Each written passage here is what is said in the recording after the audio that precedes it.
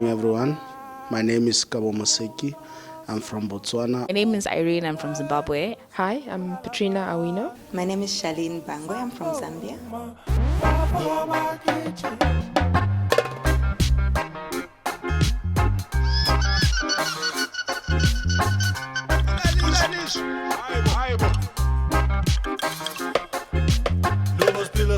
Lisiphatheleni kusasa phezu kwakho konke akusekho nakwesaba abakithi sibahamba bashela umhlaba wokulamba nami ngizohamba sonke sizohamba kodwa komkhakha njengenamaseko amakuhlala sawazi khala ubuhlungu inhliziyo yami nasemthandazweni dlalela uhlupheke emazweni khala ubuhlungu inhliziyo yami nasemthandazweni dlalela uhlupheke emazweni khala ubuhlungu inhliziyo yami nasemthandazweni dlalela uhlupheke emazweni kodwa komkhakha njengenamaseko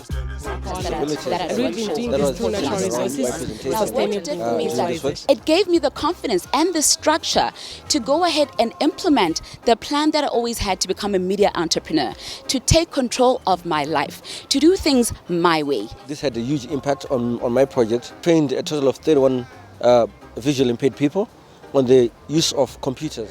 My organization, myself, and the work that I do in my community gained more visibility. The impact of the travel grants infiltrated into various layers of not only myself but the project as a whole, and hopefully contributing towards a movement.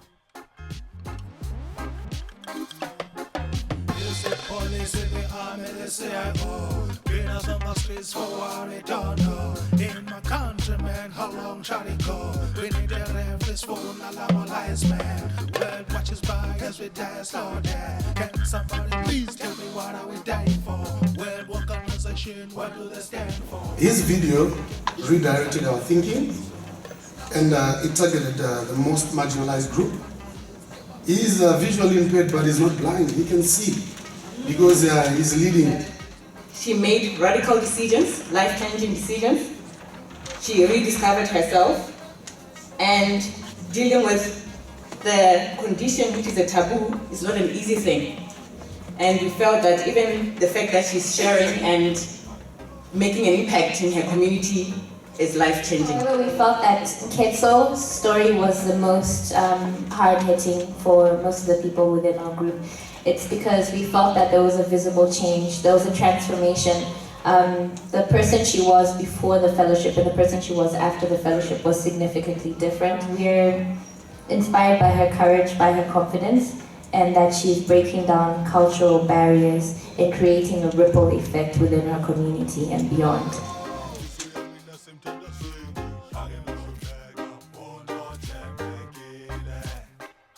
Chisenga, you just had a look at the videos today. What's your feedback on the process? Well, I thought it was also a very clear process. We started out by watching the videos, everybody together in the same room, and then we split into groups. In each group, we voted for which video we thought was the best, and then we each explained why.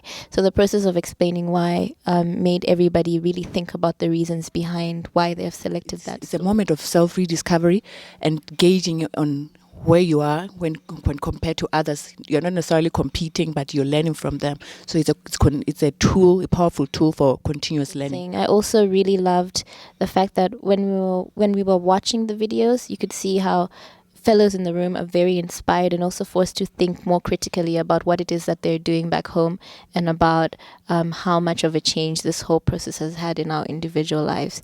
So I think it's also a good reflection tool for other people.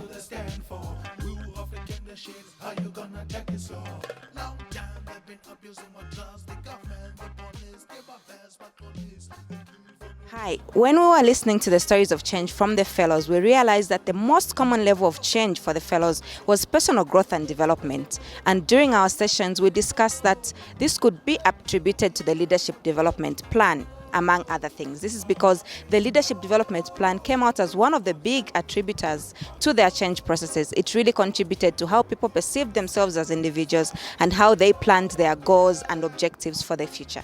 We discovered that one of the biggest barriers to change is self-limitation. During our analysis of the participatory videos, we came to find that where there was investment in personal growth and development, we'd usually find an increased access to resources, which then translated into a wider community outreach within the stories from the fellows.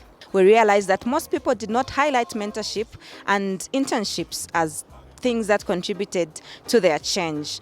It could be because some of the fellows were just placed in their mentorship positions, or that they were just assigned a mentor. So at that point, it was not really easy to tell whether their change could be completely attributed to the internship or mentorship opportunities. Thank you.